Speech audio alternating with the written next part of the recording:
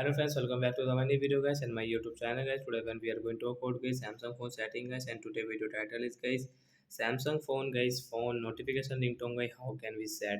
Friends, you want to set guys your Samsung phone guys phone notification ringtone. So how can you set today friends? I will show you, I will tell you guys. So first of all, go and subscribe the channel guys, click the bell icon, like the video. So friends, open your phone setting to set guys your phone notification ringtone.